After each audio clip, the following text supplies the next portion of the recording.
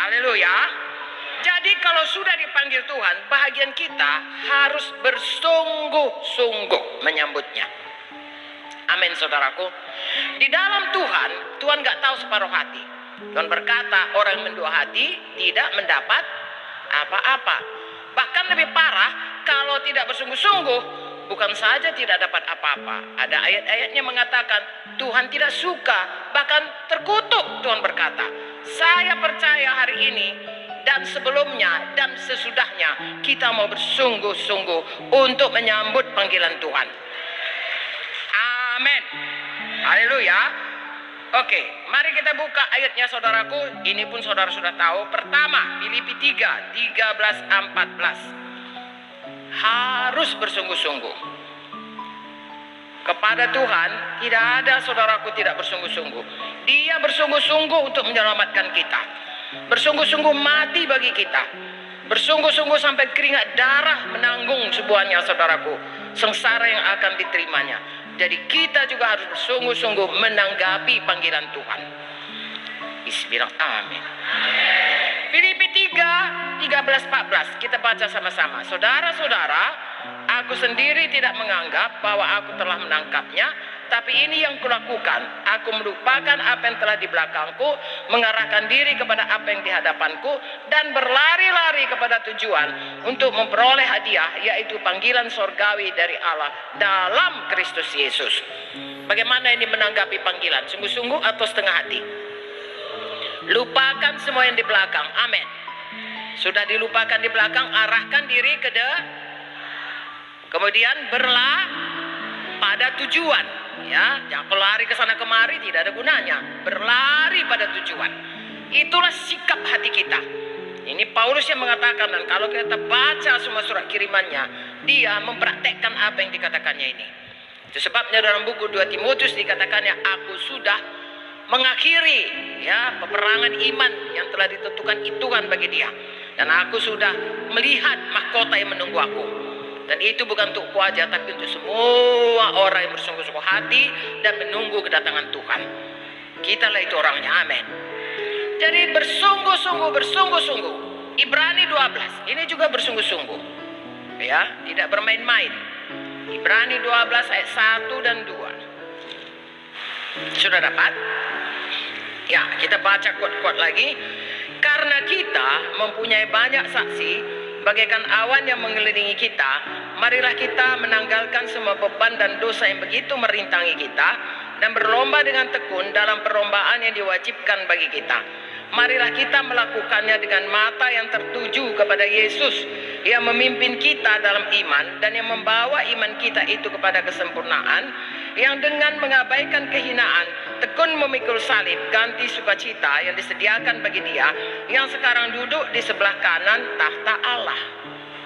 Saudaraku, ayat 1 berkata, saudaraku, berlomba dengan tekun dalam perlombaan yang diwajibkan bagi kita. Jadi kita ini ada panggilan, ada perlombaan, seperti kalau orang maraton. Kalau perlombaan dalam panggilan Tuhan itu seperti maraton. Enggak lari 100 meter, sampai enggak.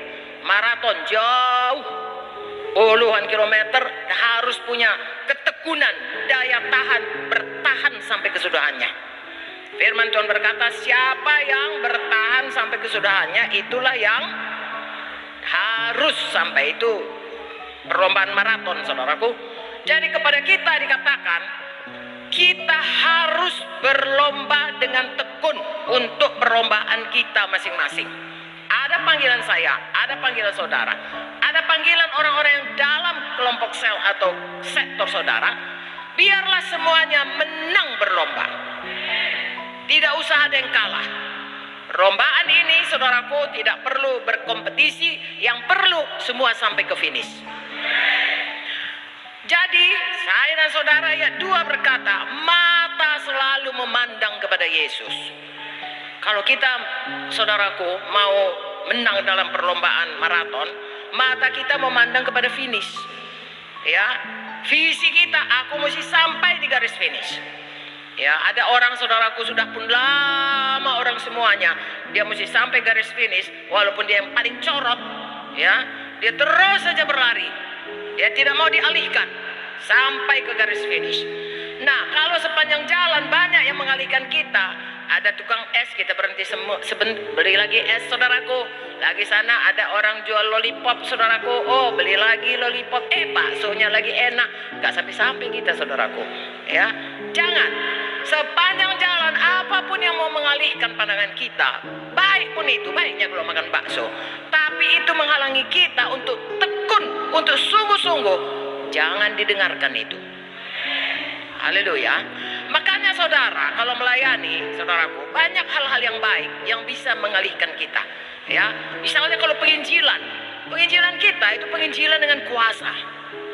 Bilang amin dong. Kita menginjil bukan hanya petah lidah atau beri hadiah. No, kita menginjil dengan mengatakan Yesus hidup. Tuhan Yesus mengampuni dosamu, menyembuhkan penyakitmu. Tuhan Yesus mengampuni dosa, membebaskan kau dari kutuk dosa. Tuhan Yesus belum berubah, dulu, sekarang, sampai selama-lamanya. Lalu mereka itu mengalami kuasanya, bertemu dengan Yesus, masuk Yesus di hatinya, lalu dia selamat, betul-betul selamat. Dia selamat oleh kuasa supranatural. Haleluya. Bisa juga kita datang dulu kau ke kebaktian kami. Ini sarung 5 biji, cukup untuk setahun ini, ya. Nah, itu bagus seperti saya katakan tadi, tapi itu tidak membawa orang pada keselamatan. Ya, bagus makan bakso, bagus makan ini, tapi tidak membawa saudara ke garis finish. Ya, itu bahkan mengalihkan saudara, sehingga orang imannya bukan kepada Tuhan Yesus, tapi kepada sarung saudara. Ya, atau kepada saudara. Saudaraku, kita membawa mereka kepada Tuhan Yesus. Injil adalah kuasa Tuhan yang menyelamatkan orang yang percaya. Haleluya.